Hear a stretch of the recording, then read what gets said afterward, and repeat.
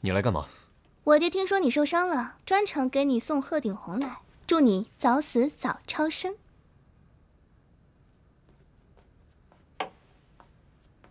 伤口清洗后，每日敷1次，一共敷10天，敷10次，应该就会好的差不多了。替我谢谢他，改日我会登门拜访。对了，我可警告你，下次不准再干这种事情，我可不想再给你送1次药。如果我不挡的话，萨摩就没命了。那你傻呀？那你不也会没命吗？生死有命，富贵在天。更何况我已经答应那家伙要罩着他。男子汉大丈夫，说话得算数吧。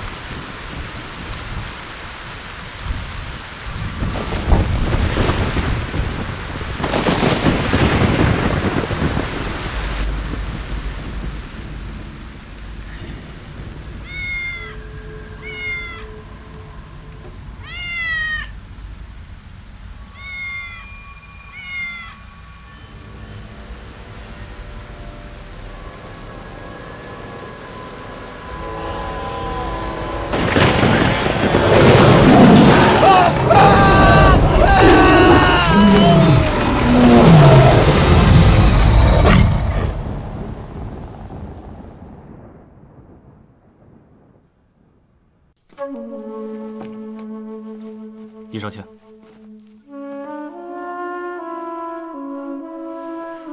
哎呦！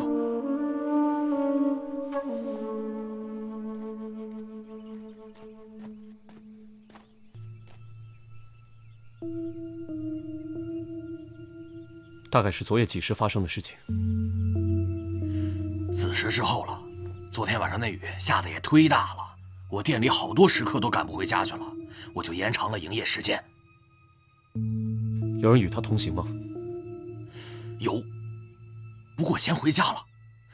另一个后来也不见了，我到处找了都没找着他呀。死者身份要不要公开啊？先别急，先带回大理寺，等双爷的解剖结果出来再说。明白，抬走吧。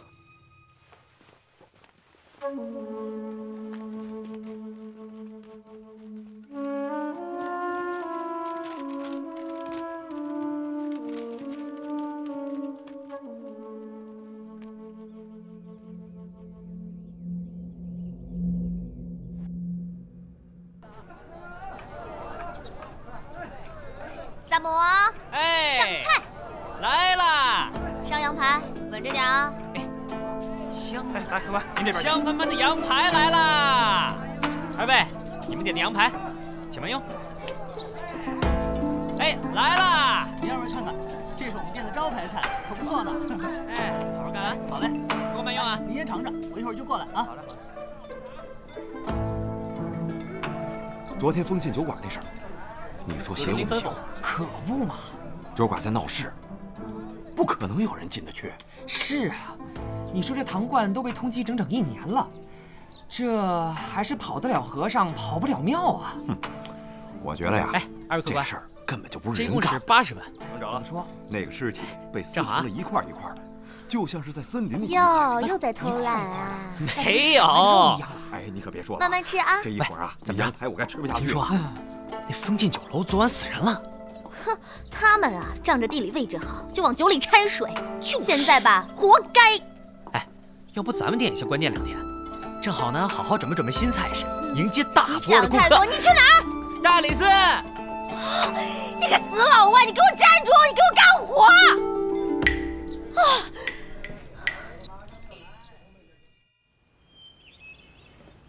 来，双叶，你能不能不让你家慧慧乱跑啊？哎，你东西能不能不乱摆？你怎么不摆城墙上去啊？你。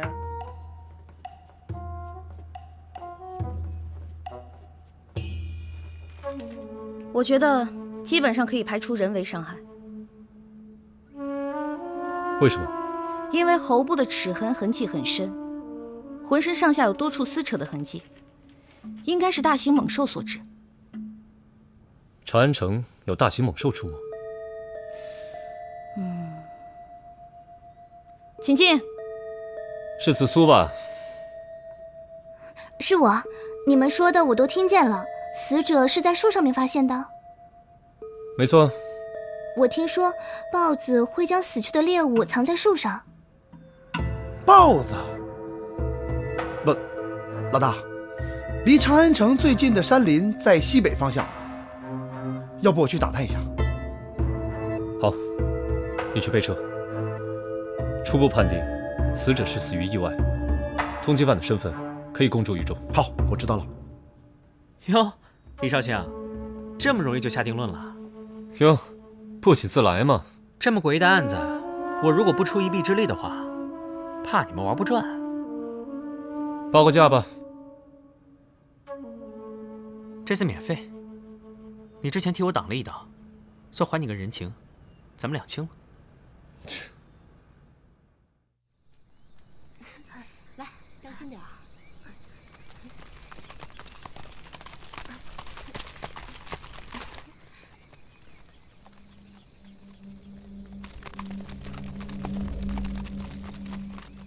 快走，快走！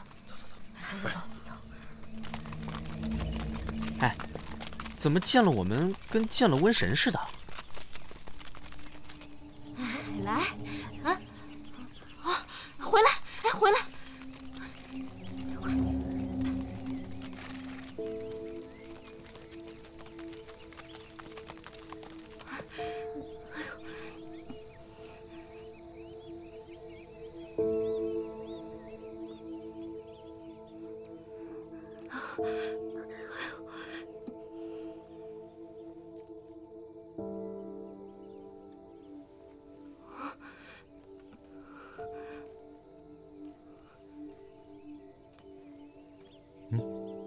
来，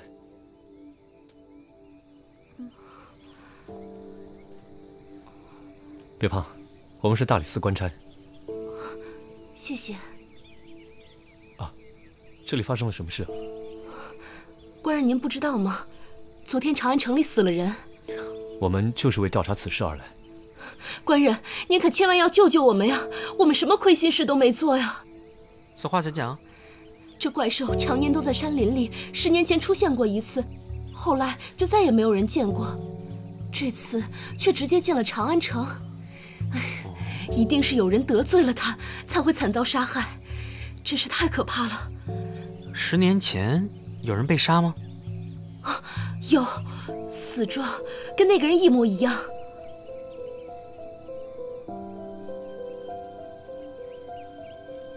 那这怪兽到底是什么？具体是什么我也不知道啊，只听过一些传闻。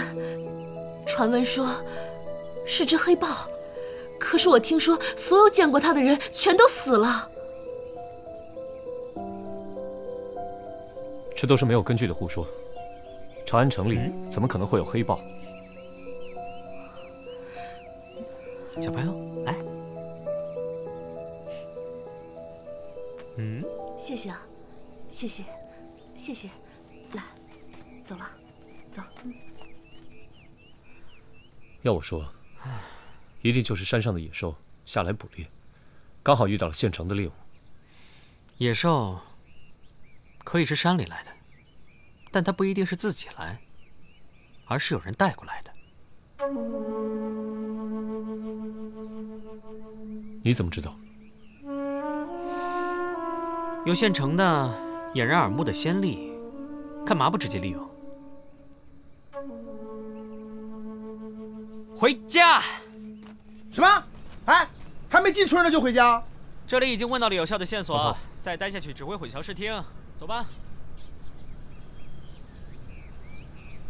走吧。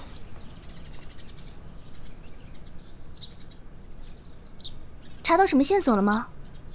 子苏，礼部尚书刘渊、吴萨将军，还有那姓方的商人，这3个人帮我查一下。子苏，怎么了？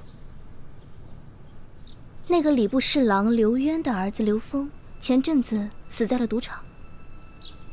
杀害刘峰的凶手就是那个唐冠。嗯，没错。如果说这个怪物不是从大山里跑出来的，而是被人圈养的呢？谁有这么大能耐，能弄来一只黑豹？这刘渊是礼部尚书，如果他勾结胡使，索要贡品呢？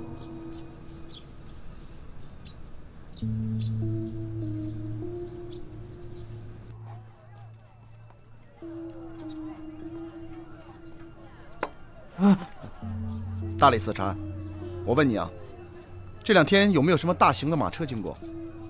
这几日入城的大型马车并不多，小的记得十分清楚，有礼部尚书刘渊官人，兵部的吴萨将军，还有一位姓方的商人。哦，那他马车里都装的什么呀？这个嘛，小的没接到抽查的命令，于是就放他们过去了。以后查仔细点儿。是。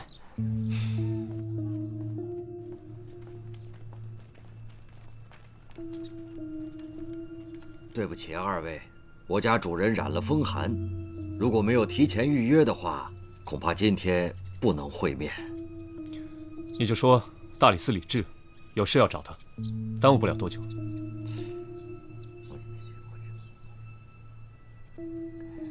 好，2位这边请。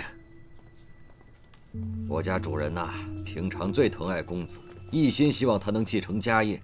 公子参加科考不顺，去赌场挥霍钱财散心，不料碰到了一个视财如命的杀人犯，结果葬送了大好前程。这么说，刘公子并不是赌场的常客。他那次是第1次去赌场。管家。啊哈，对不起了2位，我家主人实在是不愿意回忆与公子相关的事宜。待主人调整好心情，择日专程邀请2位官人来府上做客。既然这样，那我们就告辞了。啊，走。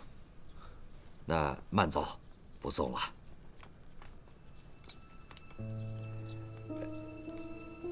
请。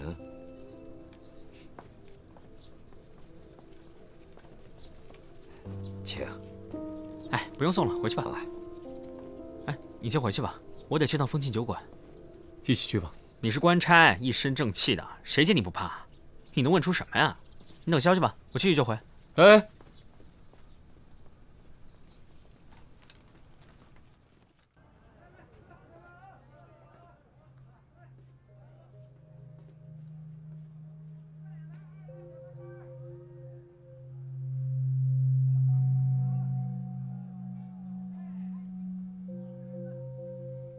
老板，来一坛黄酒。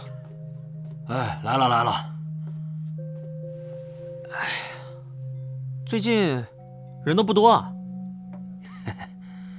自打出了那个事儿，好多人都不敢来了。我听说当时跟唐冠一起喝酒的那2个人，现在也没消息了。其实啊，就是为了自保。怎么讲？我看小哥你不是官府的人，我就跟你说说。啊，那2个人呢，是唐冠的结拜兄弟，都是岭南人，经常照顾我的生意。这唐冠出逃以后啊，就是他们俩暗地里接济他。要说有人找唐冠复仇的话，这2个人肯定会被牵连进去。那这2个人也挺可怜的啊。是啊，其中有一个还开着烧饼店呢。这不，最近呢都不敢营业了。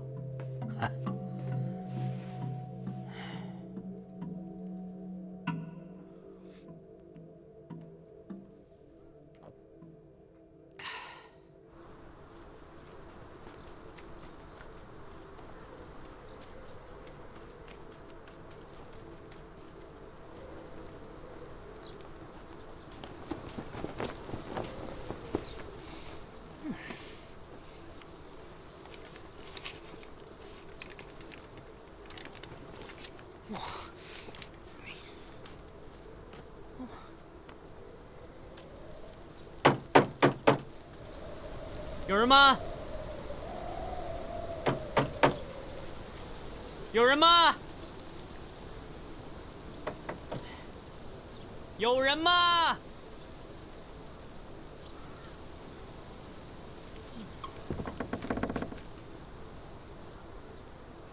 哎，你是谁啊？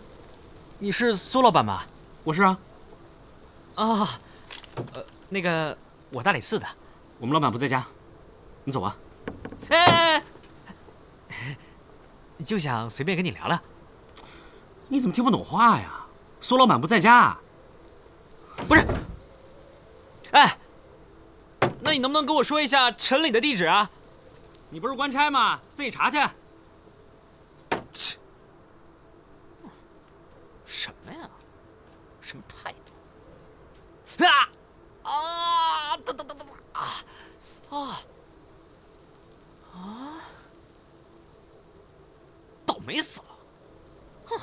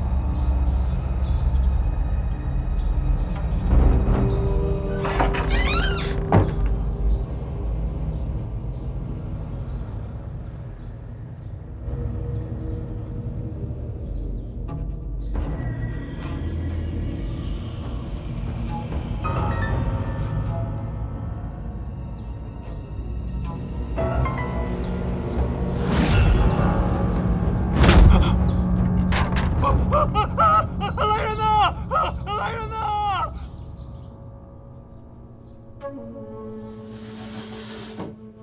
死者陈礼，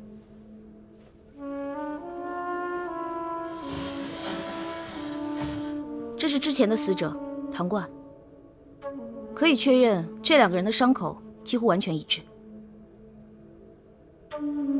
两起案子的现场情形也基本相同，应该是同一凶手所为。这应该是连环杀人案。听说昨晚平康坊也死了一个人。对，已经确认是自杀。和这两个人会不会有什么关系啊？当然有关系。我来的路上去了趟平康坊。去那干嘛？我在樊社听说平康坊刚刚有个姑娘上吊了。我查到这死者陈礼和上吊的雪儿姑娘是相好，而且刘尚书的堂弟也想把这雪儿姑娘娶回家里做妾。刘尚书，礼部尚书刘渊，正是。而且这刘尚书的堂弟刘波，他一直住在刘府里。走。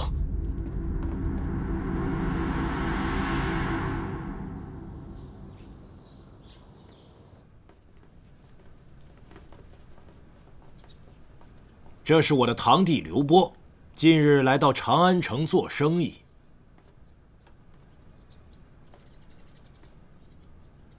哎，刘尚书，您的这位堂弟，我怎么看着有些眼熟？或许是因为我们兄弟之间有些相像罢了。哎，不，我总觉得在别的地方见过。你是不是去过平康坊？是知过。雪儿姑娘的死，你可知道？有耳闻。别装了，想要为雪儿赎身，纳她为妾的人，就是你吧？不，这就是他，那又怎样？你们如此无礼，如此咄咄逼人，你们到底想干什么？之前唐冠一案与此次平康坊风波，恐怕都与你刘府有密切的关系。刘尚书，你应该知道，朝廷重臣犯案是什么后果。我刘渊向来光明磊落，做了就是做了，没有就是没有。那刘尚书能不能说明一下，近几日从城外进来的大型马车之中都装了些什么？哼，我这没有必要告诉你吧。还有，那间房间里又有什么？是府上堆放杂物用的。哦，那全府上下只有那个房间上了锁，难道是怕什么东西跑出来？一派胡言！老大，确实在上锁的房间发现了豹子，但不是黑色的，跟他一样是个病号。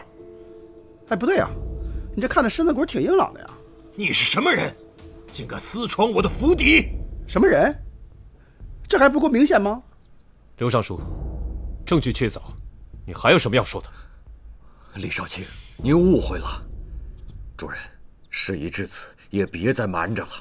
我家主人风寒缠身，终日被病痛所折磨。偶然间听高人说，爆骨入药可以治疗筋骨疼痛、风寒湿痹，便利用职务之便所得病豹一只，圈养在家中后院。这府上所有人都能作证，这病豹从未走出刘府半步，更不用说杀人了。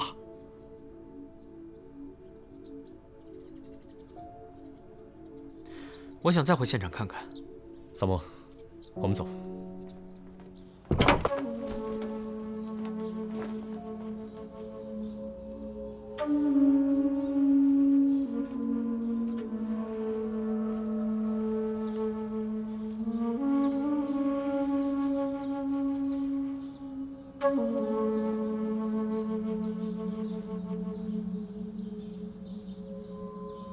萨摩，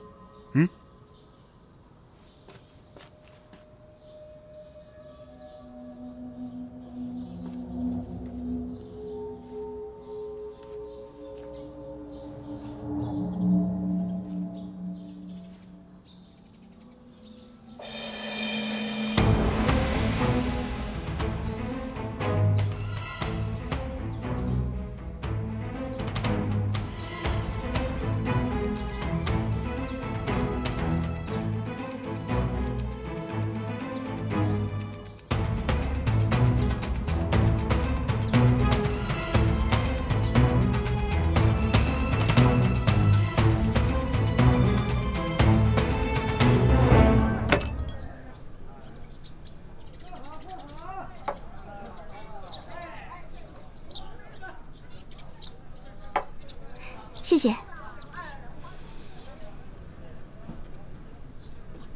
四娘，你听说过会变成黑豹的猫吗？哼，怎么会有这种东西？你们大理寺很奇怪。什么态度？也许我们一开始就想错了。你有眉目了？还没有。那就更想不通了。两起命案里都发现了猫爪印，但是看起来又是猛兽所致。子素，你去查一下唐冠、陈礼还有苏阳明这3个人的关系。早就查过了，这几个人成天走南闯北，居无定所的，能查到的资料实在太少了。那以前的资料就什么都没有吗？他们来到长安城也就1-2年的事儿。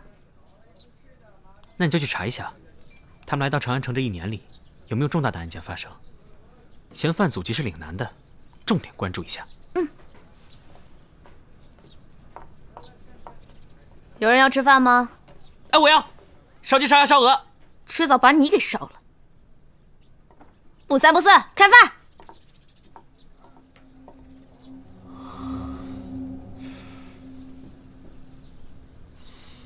你怎么了？不是，三炮怎么没来？我让他悄悄溜到刘家，看看有什么线索。不对，刘尚书应该跟此案无关。过来。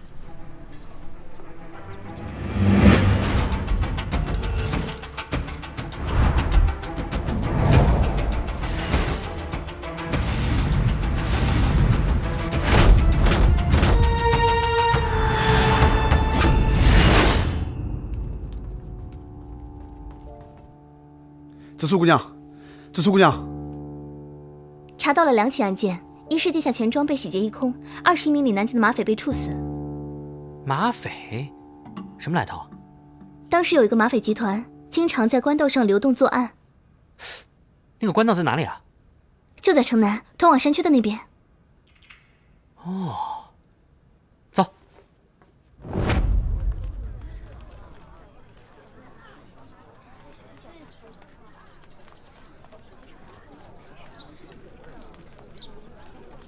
大爷，跟您打听个事儿。好，这儿前2年是不是有几个马匪老抢人钱财？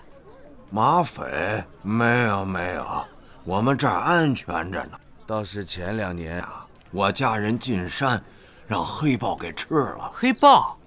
啊，吃了好多人呢，这尸体都在这里呢，头都不见了。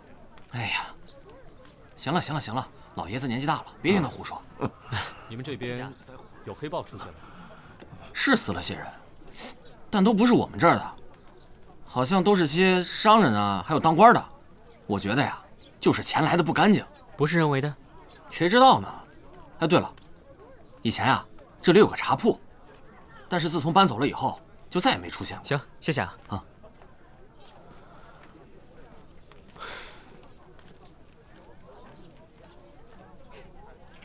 我知道怎么回事了。怎么办？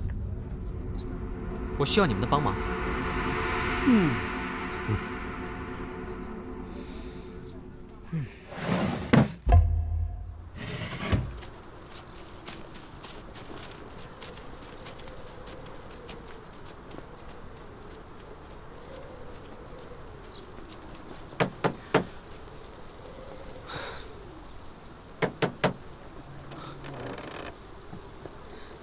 对不起，我们已经停止营业了，麻烦你请回吧。那个，我是来找苏老板的，我之前来找过他，你告诉他不用害怕，我们已经找到杀害唐冠和陈理的凶手了。请进来说话吧。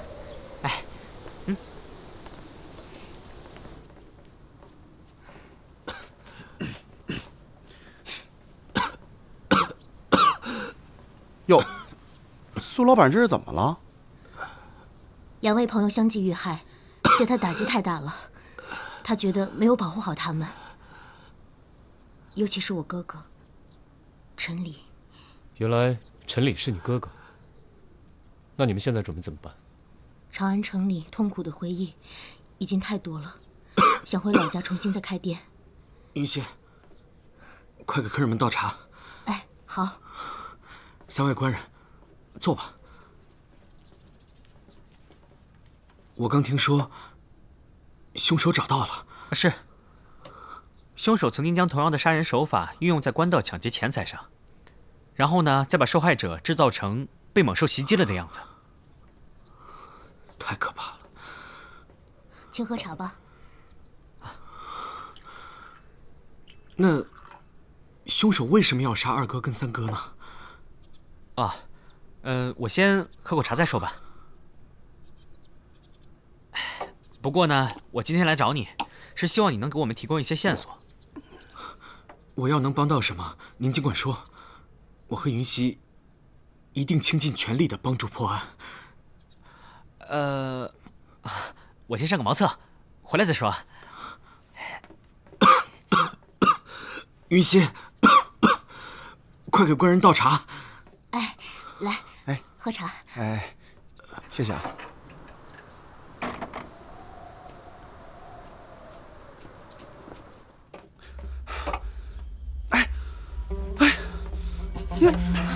你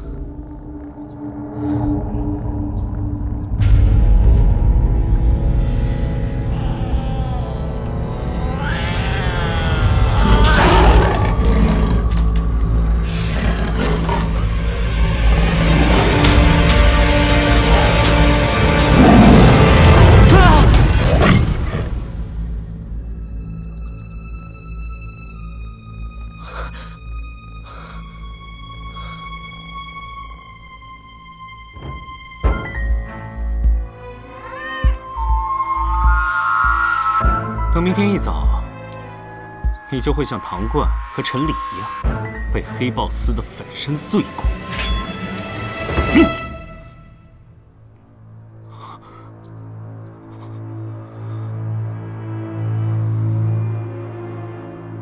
萨摩说的没错，真凶果然是你。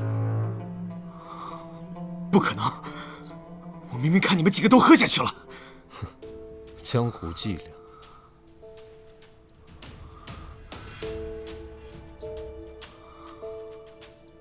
萨摩，戏演完了，起来吧。萨摩，起来了呀，起来啦！萨摩，明知有毒你还喝呀？萨摩，萨摩，快！萨摩，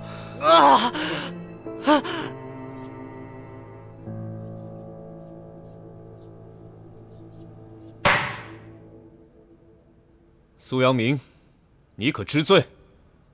我无罪，我做的都是理所应当之事。那就让萨摩一条条的来问你。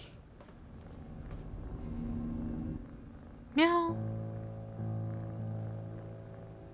你和唐冠还有陈理3个人，于2年前来到长安，跟着马匪做起了黑店生意。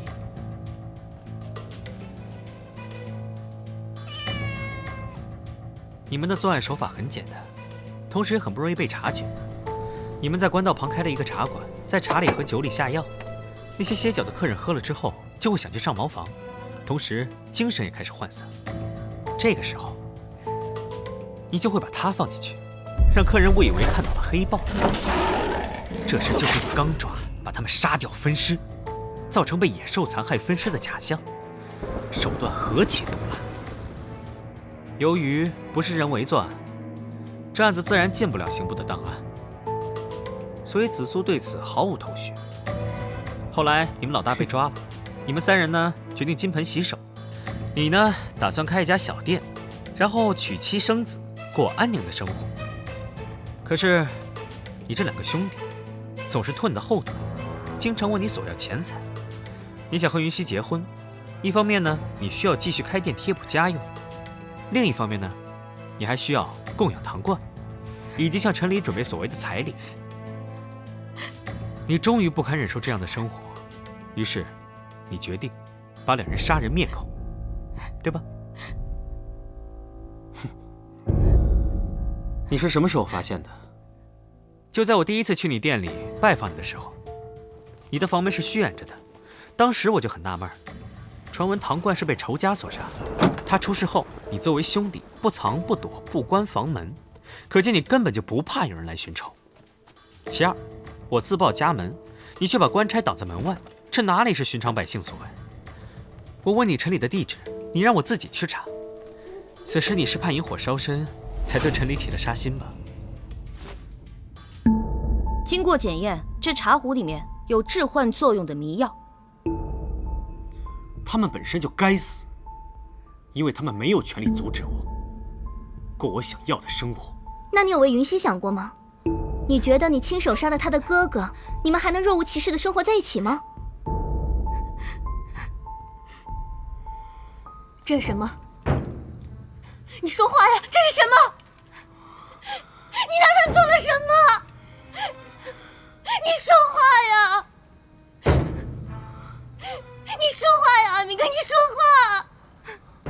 别喝了！你别闹了！要是没你哥，怎么能变成现在这样吗？云溪，我做这一切都是为了你肚子里的孩子。放开我！我不希望咱们的孩子一生下来就被人瞧不起啊！可是他再怎么不对，他还是我哥呀！云溪，云溪，放开我！这是咱们辛辛苦苦挣的钱，干嘛让你哥拿去妓院花呀？他可以喜欢自己的姑娘，但是他不能花咱们的钱呢。他知道这是从自己亲妹妹身上剥削吗？那你也不能杀了他吧？你怎么能狠心做出这种事情？你怎么能这样？你怎么能这样？哥哥不见了之后，我隐约有感觉，但是我不敢想，安民哥竟然敢做出这样的事情。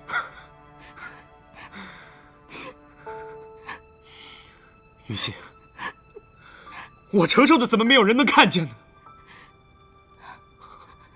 我苏阳明要的并不多，我要的只有你，一点儿都不多。我就是希望跟你，还有我们的孩子，过着最普通的生活。我之前想过，我想去求你哥，还有二哥，别再打扰我们的生活。可他们不听，那你让我怎么办？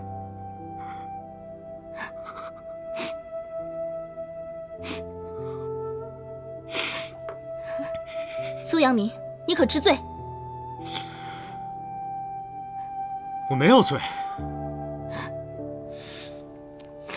我自己做过的事，我从来都不后悔。来人，押下去，关进大牢，择日审判。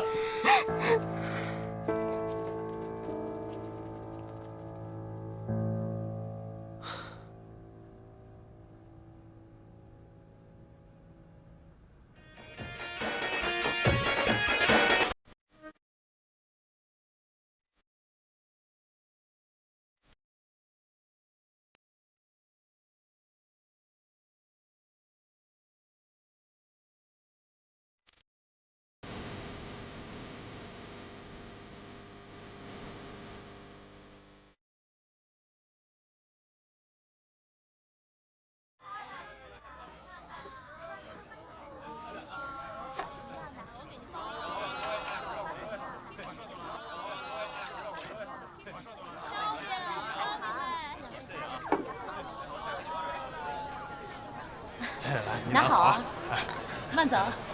你看你这弄到脸上了。没事。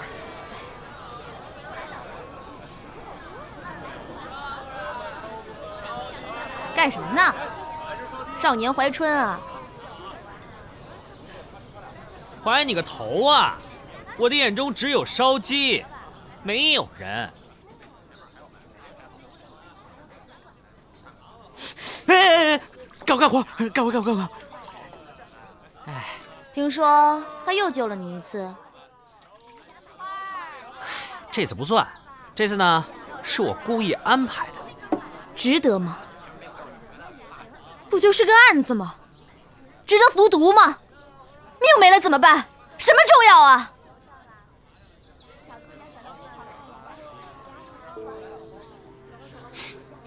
我记得你们中原好像有句老话吧，叫做那个受人滴水之恩，必当涌泉相报。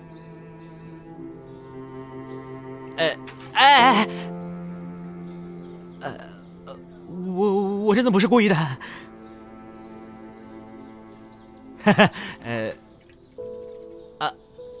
我先干活去了。他是官，咱是贼，就像猫和老鼠，永远不能为盟。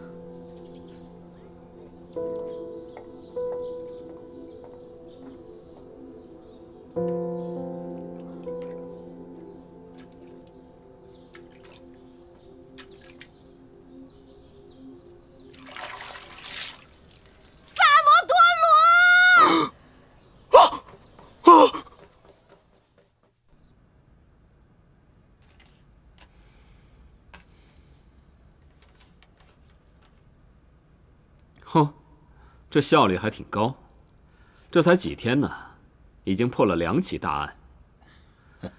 哎呀，真是后生可畏啊！那得算陛下慧眼识英才呀。可微臣担心的是，担心什么？协助李治办案的那个萨摩，住在樊舍。樊舍掌柜公孙四娘，据说许多年前曾是黑道上叱咤风云的马匪头目。那你是想抓人？微臣的眼线说，这个四娘对李治没什么好感，臣担心她对公子不利呀。那就找个机会试探他一下。要是已经改过自新，就既往不咎；可要是还有祸心，立刻处斩。臣遵旨。